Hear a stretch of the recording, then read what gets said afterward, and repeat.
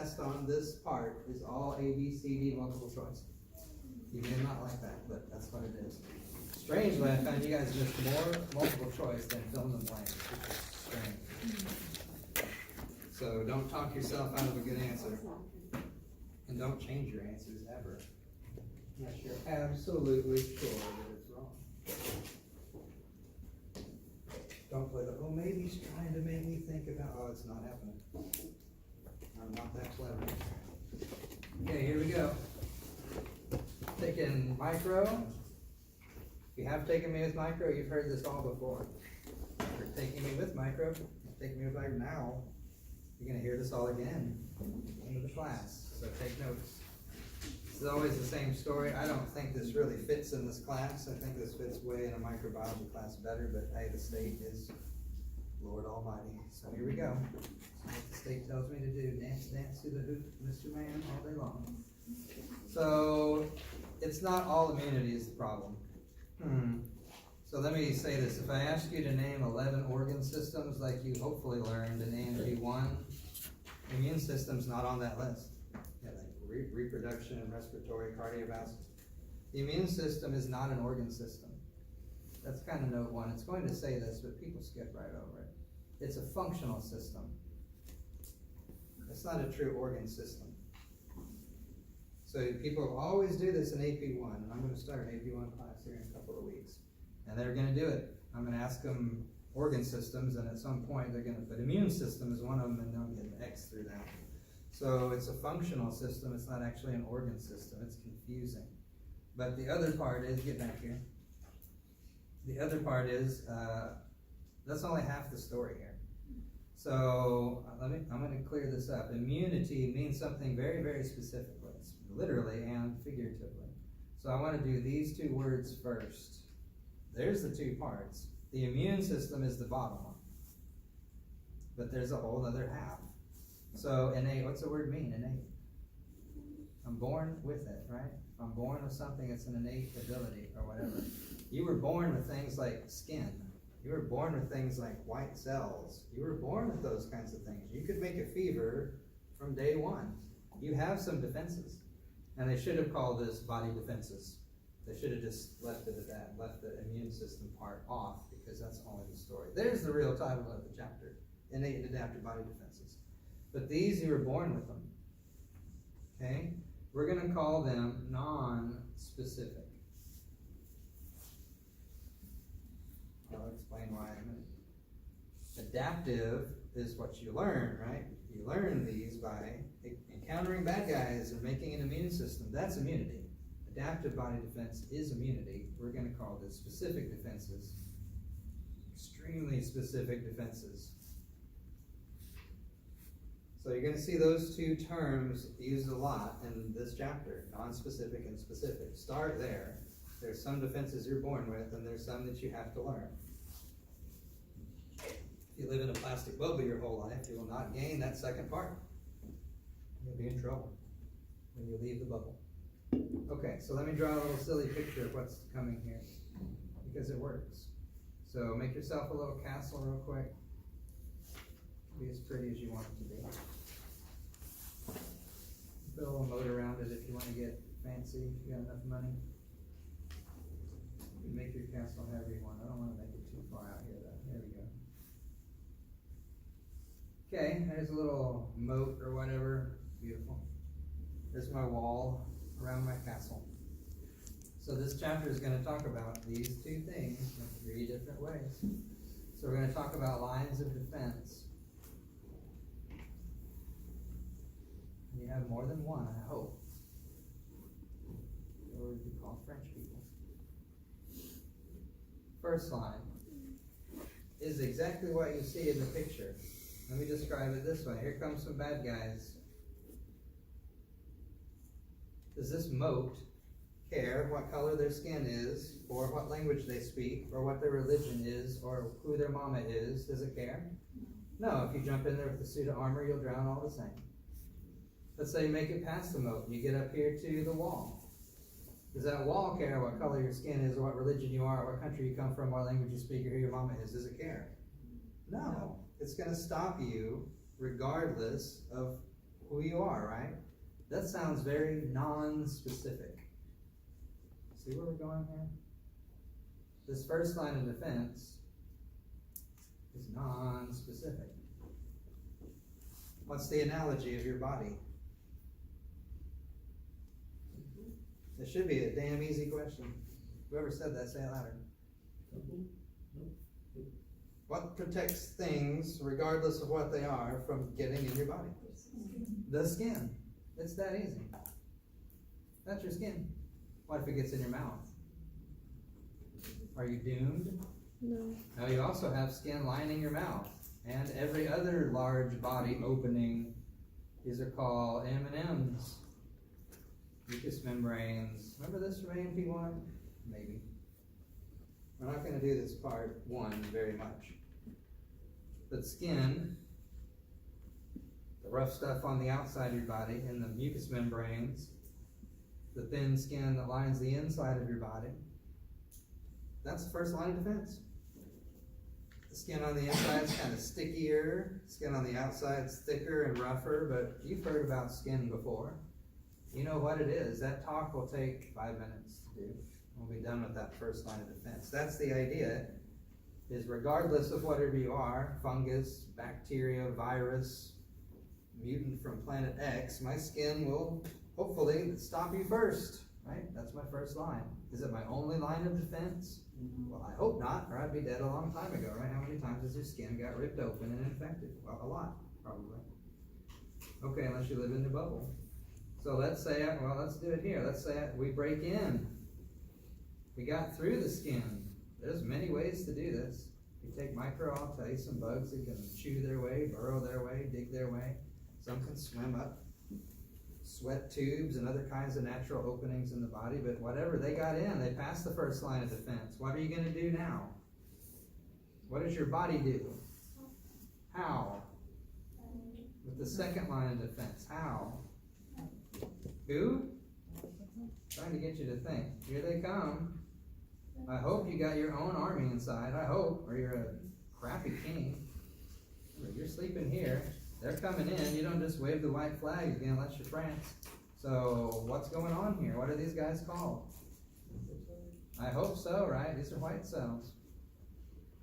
It could be lymphocytes, but they're not yet. These are the normals. So they usually here I put white cells and their substances.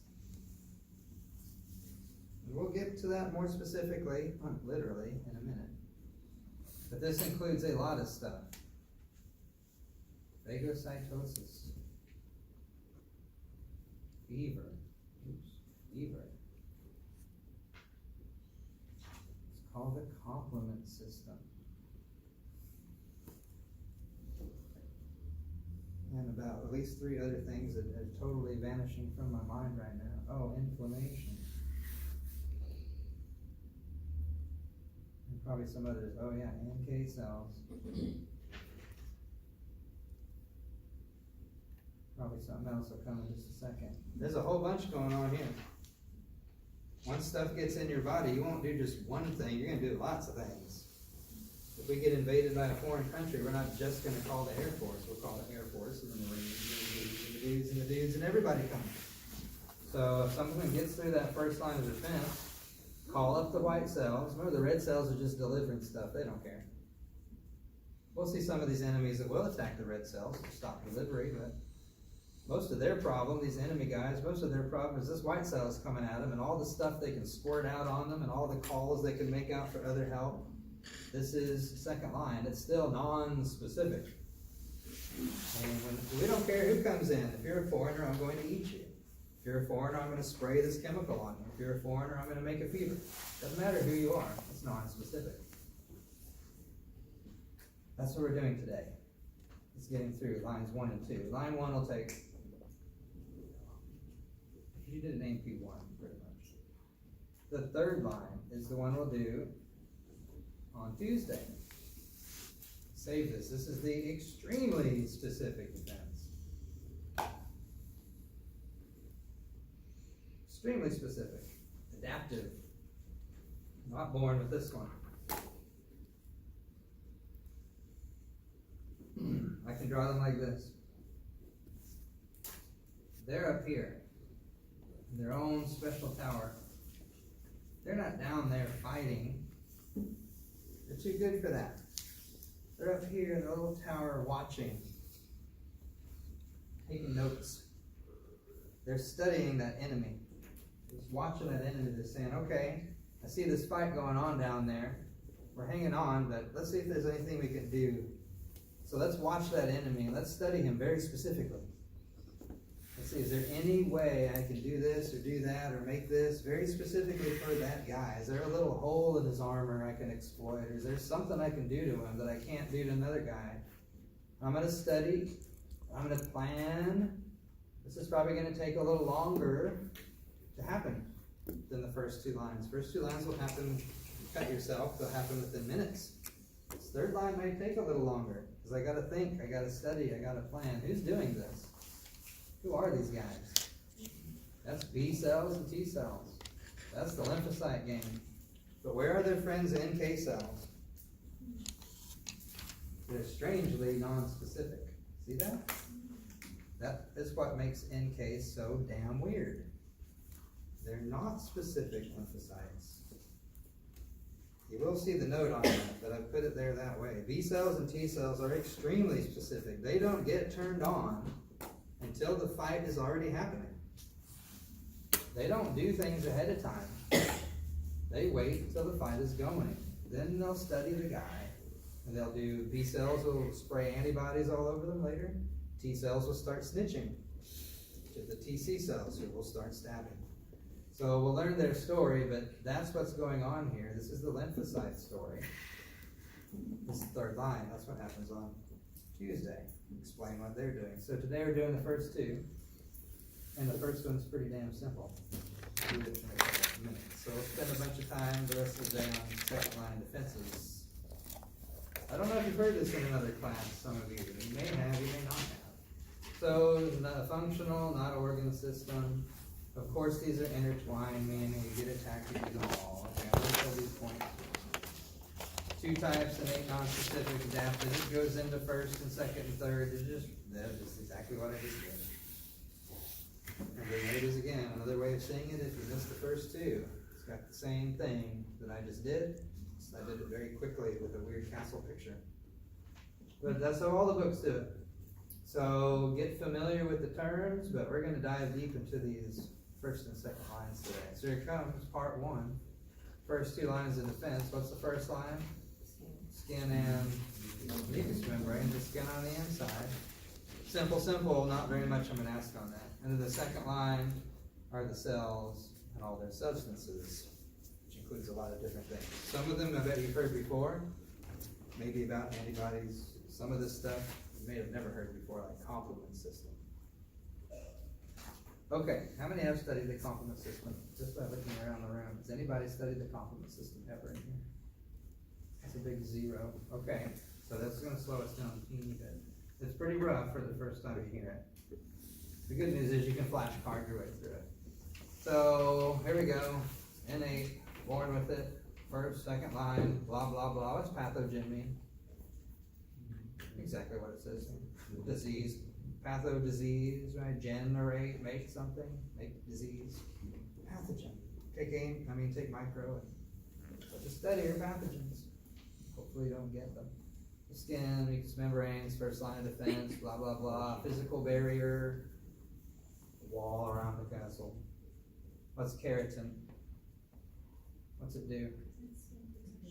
How? It's a waterproofer, right? It's a big deal. If water can't get through the skin, hardly anything else can. Water gets everywhere. So water can barely make it through the skin. Certainly that lotion you bought and rubbed all over is not going to get through your skin and turn your skin healthy, is it? No, there's no way. You can keep buying it though, if you want to smell like apricots. It won't make you yawn. Okay. You know that, but you still buy it. I know, it's weird. Okay. Yeah, because it provides similar, blah, blah, blah. Barrier, we got it. Easy. Okay. What do we want here? Probably this word. That's about it, probably. So, inside. It's not just saliva, but I say blood, sweat, tears, but it's lots and lots and lots of body secretions have this thing called lysozyme. Don't confuse it with the organelle lysosome. It's not the same thing. This is lysozyme. So what you need to know is that it's a natural antibiotic, and that's pretty much it. So you cut yourself and you put your finger in your mouth.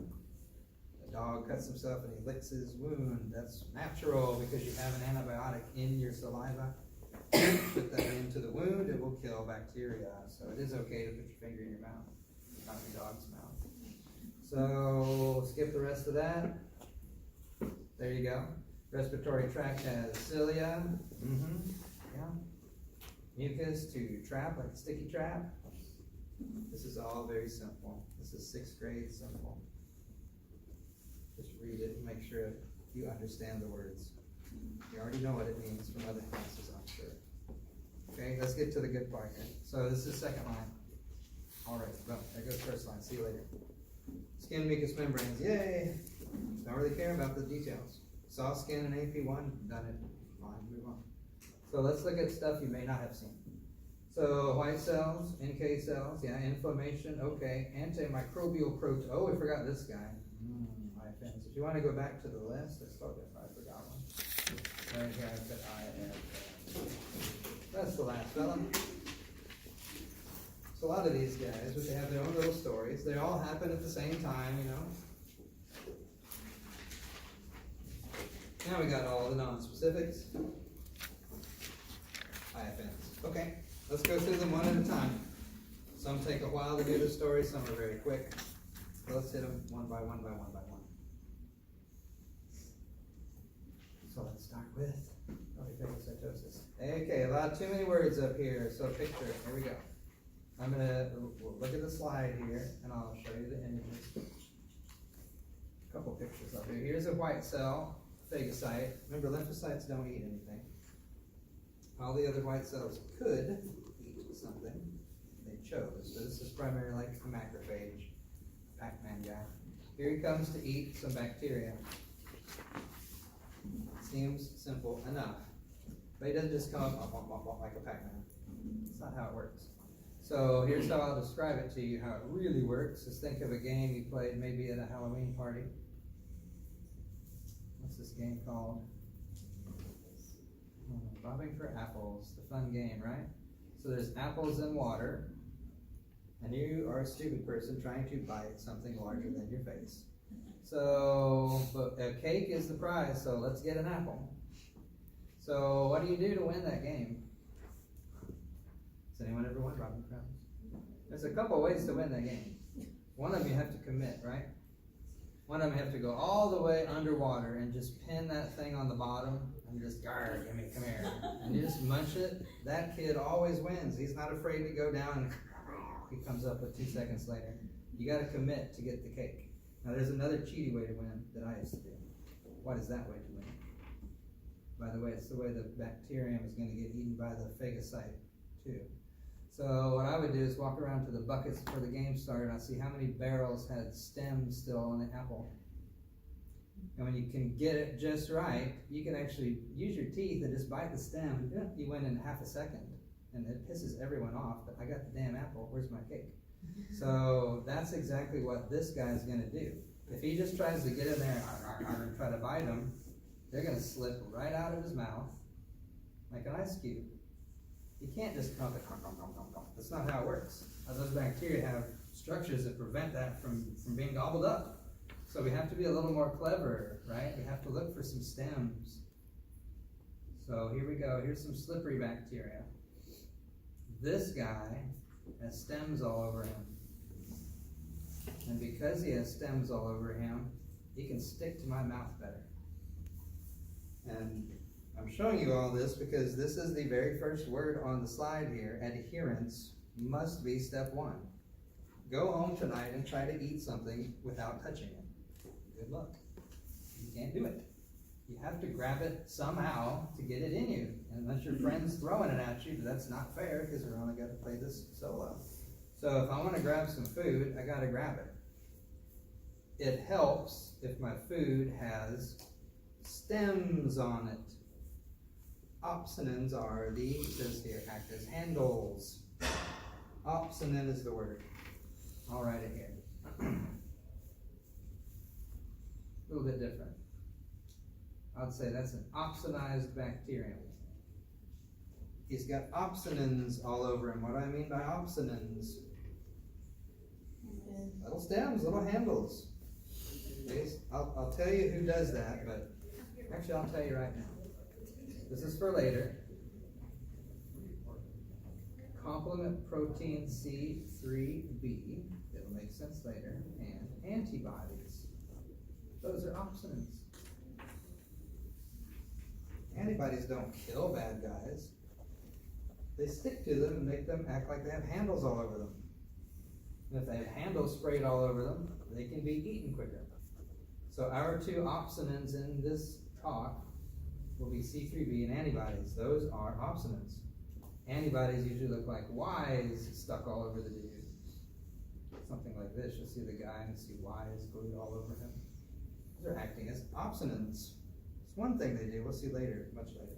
This is a twisted story. It goes around and around in circles. So far, we've only hit that first word. You must stick to your food.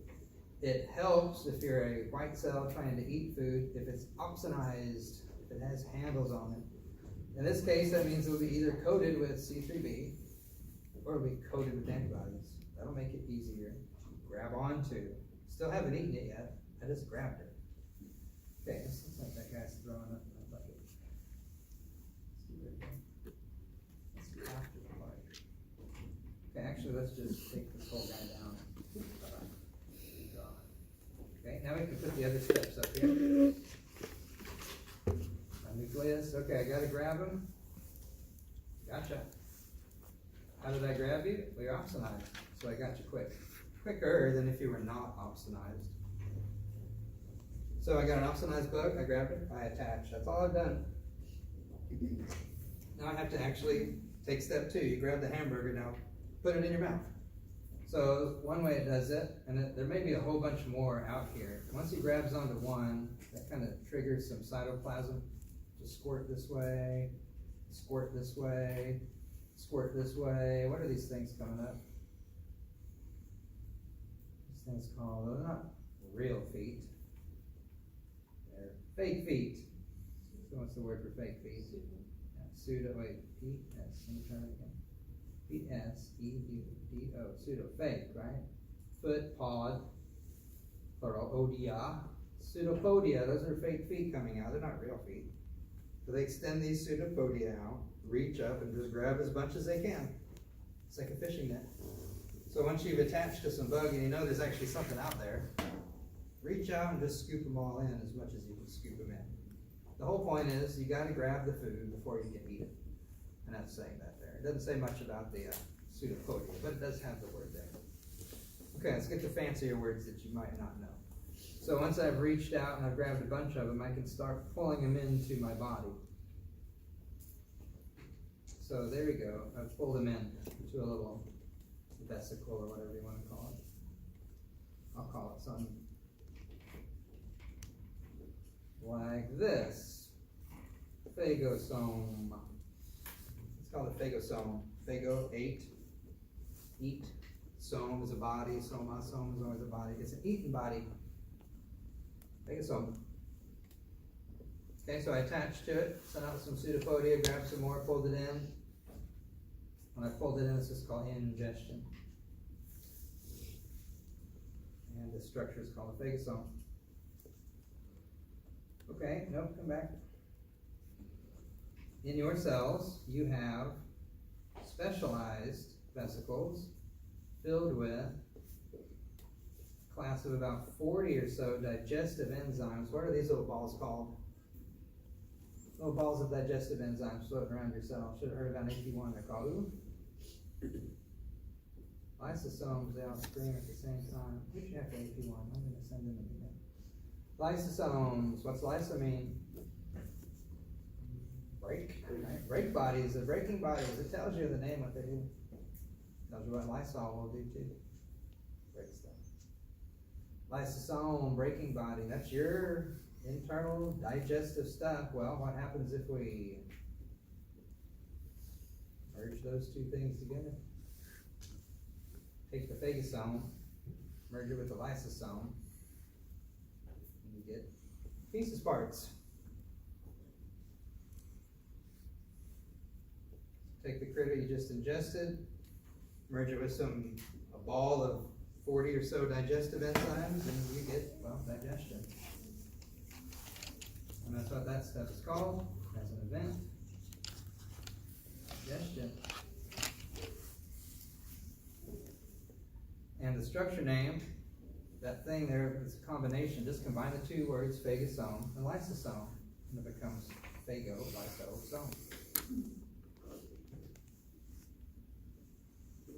Phago-lysosome. It's just a phagosome plus a lysosome is phago-lysosome.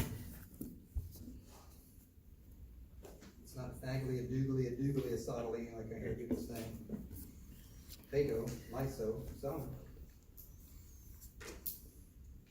Remember, all these are going to be A, B, C questions, so you won't have to spell any of these, right? These are strategies. After I've digested, I'm probably left with waste material that I don't need. So one thing I can do is just spit it out the back end. We won't give a term for it, but this is the residua, this is the leftover stuff. Residue. So you could call it residua, or the residual mass, or residual body, or residual whatever. The indigestible parts that you spit out the other side. There's the phases of phagocytosis. They are on that previous page. You can see them bolded. I'll ask multiple questions on this because it's easy to do in an ABCD thing. Okay, there it is.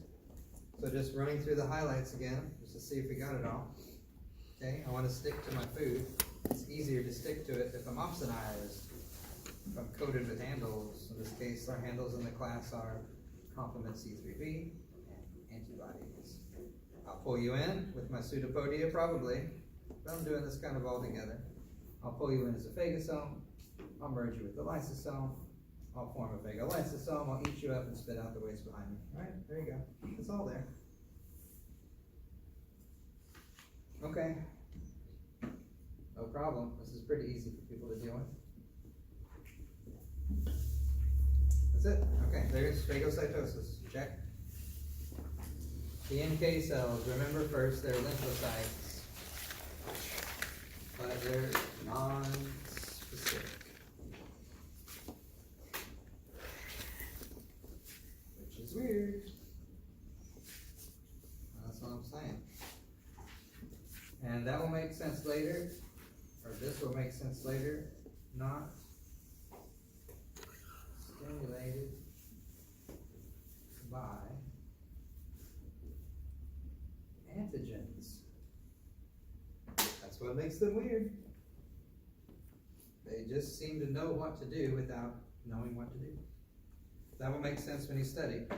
That's the weird part about them. That's what makes them strange. They're strangely non-specific because they don't care about antigens, which makes them, by definition, non-specific. Okay, and then they're done. That's the NKs. Done. Check. Inflammation. This is a big circular thing over and over and over again. So as soon as you grab the tire, it's going to keep on rolling. So you'll figure it out as soon as I say it enough. Two things. Itis is one of those things. That's the root word for inflammation, itis. Itis is not a disease.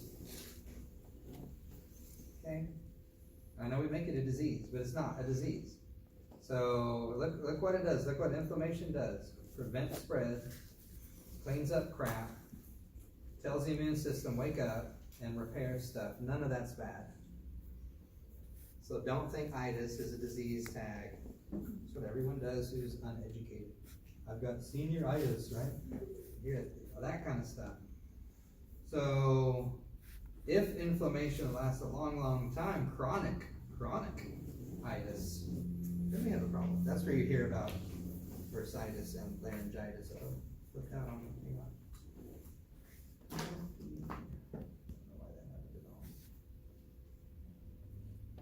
Okay, the other two things I was trying to write there, the two words large and leaky. You guys are like dirt. No slide, no listen. Come on, let's go back to the 1980s. What did I say to write up here? Do it, large and leaky. I'm not even gonna do it now. I'm on strike. So itis, large and leaky. That's the three words that all I needed to know on every test I ever took for inflammation was itis, large and leaky. And it leads to the next thing, which leads to the next thing, which leads to the next thing, which leads to the right answer, always. So the first thing I see here is what starts it. Tissue damage. You do not do inflammatory responses unless your tissue is damaged, or you have a disease, which we're not talking about. Talking normally. You cut your finger as you're cutting vegetables, and it gets red and swollen and it hurts. That's inflammation. What's happening is you're trying to fix the damage, is what you're trying to do. An inflammatory response. So, itis is the tag, and then large and leaky tell me the story. So let's look at what they look like. These are called the cardinal signs. If you use kind of the Latinized roots, it's more fun to learn them. Ruby red, ruber, heat, aloe, sun, 2-1, Angola. There's how they word ruber, cala, tumor, dola. 4 cardinal signs. That's old school. Still true though. Cut your finger, your tissue may get redder. The lighter your skin is, the easier it is to see it. It will get warmer to the touch even to your own touch you can feel it. You can certainly measure it. It'll swell up, and it might hurt. Probably all 4 of those things will happen if you cut your finger with something, or slam your toe in the door, or anything like that.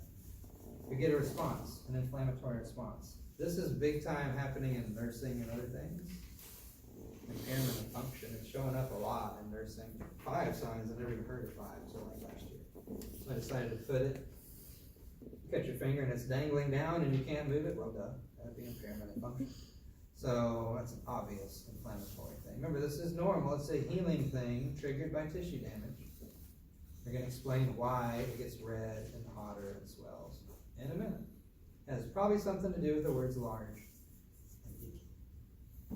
Okay? So remember, I see large and leaky all of a sudden. So what I'm going to do is something like this. Let's draw a little picture. Blood tube. Put a thorn in your side.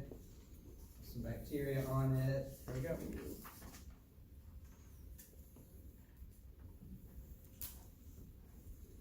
So we should see something. Remember, you got to have tissue damage. You don't do this just for fun. You shouldn't, or you have a problem. So inflammation, tissue damage starts it. It's called an itis of some kind. And what's going to happen is this. Inflammatory chemicals released. We call these IMs, inflammatory mediators, like histamine, kinins,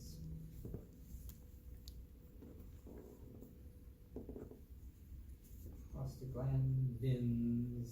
It should list these in a minute. It does, probably on the next page. Leukotrienes. There's your big 4. There's subclasses, and you can go on and on and on. Forever. These are IMs, inflammatory mediators. What do? Mediate inflammation. Cause inflammation. Something's got to turn it on, right? So tissue damage will cause the tissue to scream out. The tissue sends out chemicals. It's not the bad guy there. The tissue sends out chemicals. They're often drawn as blue dots on pictures. These are IMs. The tissue is screaming that out. Help me, I'm attacked. Help me. What are these IMs? Well, leukotrienes, prostaglandins, histamines, kinins, and a whole bunch more. Those are the 4 that are in your notes. Those are inflammatory mediators. What do? Mediate inflammation. Okay, so there they are. Who's smelling those? White cells. That's how they know where to go. They're drawn to those IMs from all directions. They'll get there quick. Remember, first responders get there, neutrophils, minutes. They're there. This motion called chemotaxis. They're pulled toward that area by some kind of chemical. It's very interesting how that works. There are some videos online if you want to see exactly how that works, but it's very, very, very complicated. I barely understand it. The point is, they're like bloodhounds, and they smell that trail, and they follow those IMs back to the damage, because that's where the bad guy is, right? Okay. Problem here is the bad guy is outside the blood. But I have ways around that. So let me show you some other stuff. Remember, something's large and leaky. What's large and leaky? Capillaries. Blood vessels. Capillaries get large and leaky. What do I mean large? What's a large vessel? Vasodilation, right? Yeah. Vasodilation occurs. Leaky. Hyperpermeable. There's the fancy words for large and leaky. But we could probably figure that out if we paused and thought. That's the fancy words. When you are in inflammation, your capillaries become big and leaky. They become vasodilated and hyperpermeable. Why is this? Well, remember last time we talked about capillaries being a little bit leaky, so stuff can exchange. It's kind of that idea. You'll form cracks in the blood vessel wall. If it gets bigger, that forms cracks, right? Leaky, it gets leaky. And then these white cells can do something very sneaky. They can come over here, and you might have seen this word called diapedesis in another chapter, right? They can come over here and they can lay flat against the wall. This is called margination. They can squish themselves. Remember, the red cells are just flowing by and flowing by and flowing. You can see this in videos on YouTube. The red cells will flow by with every pulse of the blood. The white cells will be stuck to the wall, slowly creeping along the side. And then when they get to the crack, they'll just sneak through it. Gotcha. It's diapedesis. We've seen it before, sort of, but now we're seeing it much more. And why? So this is inflammation. You damage your tissue. It screams out a warning. We call this an inflammatory mediator. Some chemical is dumped out. White cells see it. They rush toward it via chemotaxis. Because the vessels are big and have cracks in them, I can marginate and I can sneak out a crack, and then I can eat buffet out there after I finish doing diapedesis. This is inflammation. It ties into every other thing, but it's just little subparts of the story we haven't told. We snuck in. Okay, got it. Kyanins, prostaglandins, where's the picture? Don't have one. Okay, I think I gave you the good stuff. It's got a couple of them here, right? What do they cause? Largeness, leaking.